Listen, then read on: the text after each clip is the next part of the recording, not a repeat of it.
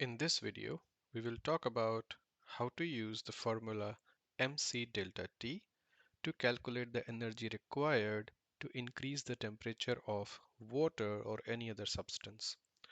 For example, if you have a question where it says a student must use 225 ml of hot water in a lab procedure, calculate the amount of heat required to raise the temperature of 225 ml of water from 20 degrees Celsius to 100 degrees Celsius.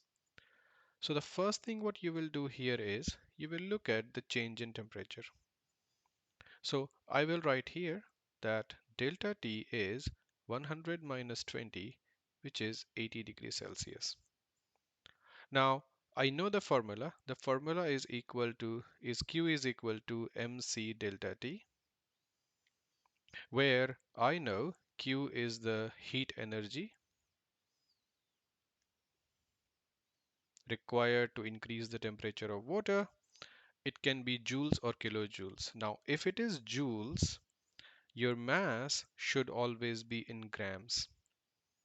But if it is kilojoules, your mass should always be in kilograms. C is specific heat capacity of the substance. Here we are talking about water, so C is 4.18 joules per gram per degree Celsius. And delta T is change in temperature.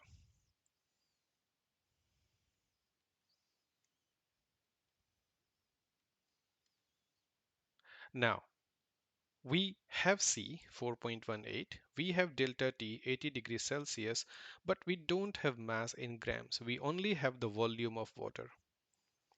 In VCE, what they do is they give you density of water.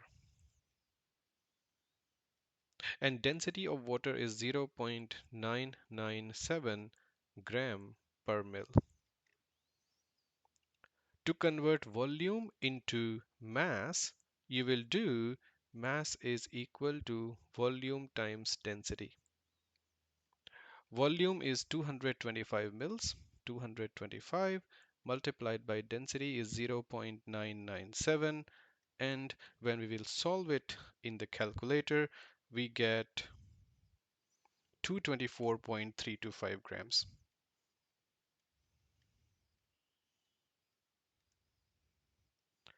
I'm going to use this mass in this formula, and I'll calculate the energy which was required to heat this water. So Q is equal to mc delta T. So which means Q is equal to mass, which is 224.325 grams. I'll take the whole thing, times C is 4.18, change in temperature is 80 degrees Celsius. And when we put all of these values in the calculator,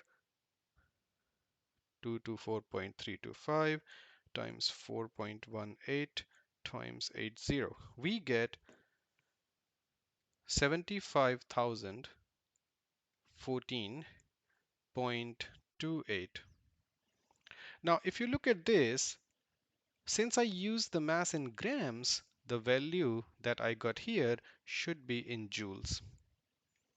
It's a lot of joules, so I can easily convert it to kilojoules. So kilojoules will be 75.0 kilojoules of energy, which was required to raise this temperature of 225 mils of water from 20 degrees Celsius to 100 degrees Celsius. So as you saw, there are two main things here that you need to be careful about. One, the volume of water should be converted into mass by using the density given in the data booklet. Second, the heat energy should always be in joules if you're using mass in grams.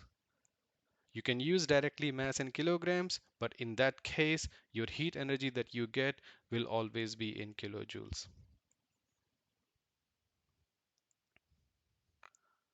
Now let's try this question. In this question, what you can see is you have the mass of water.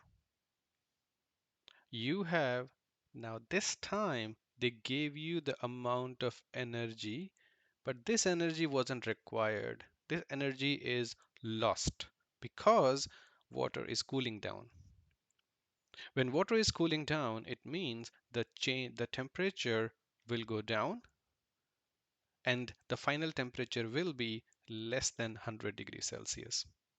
Because 100 degrees Celsius is the initial temperature, because the question says 750 grams of water that was just boiled loses 78.545 kilojoules of heat as it cools.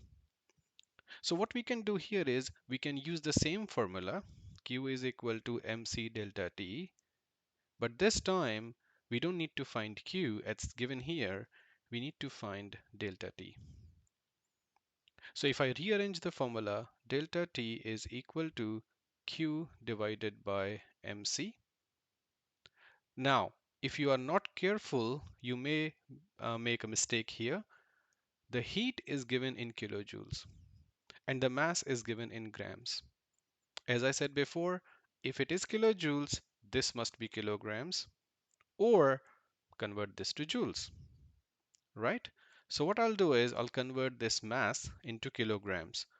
So 0.750 kilograms, which means I have kilojoules and kilograms. Now I can use these values in the formula. So 78.45 kilojoules divided by 0.750 kilograms times C is 4.18.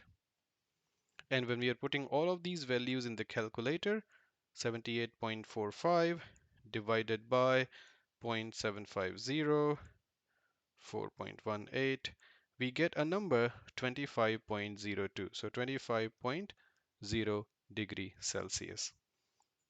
Now you see that it's not the final temperature, it is delta T. And we know delta T is change in temperature, not the final temperature. It's the change. How much is the change? 25 degrees Celsius. You started with 100 degrees Celsius and it's cooling down. So it means the final temperature will be 100 degrees Celsius minus 25. So final temperature will be 75 degrees Celsius. So be careful in these types of questions. Don't be tempted to add the change in temperature to the initial temperature. Read the question carefully and see, is it cooling down or is it heating up, and then calculate accordingly.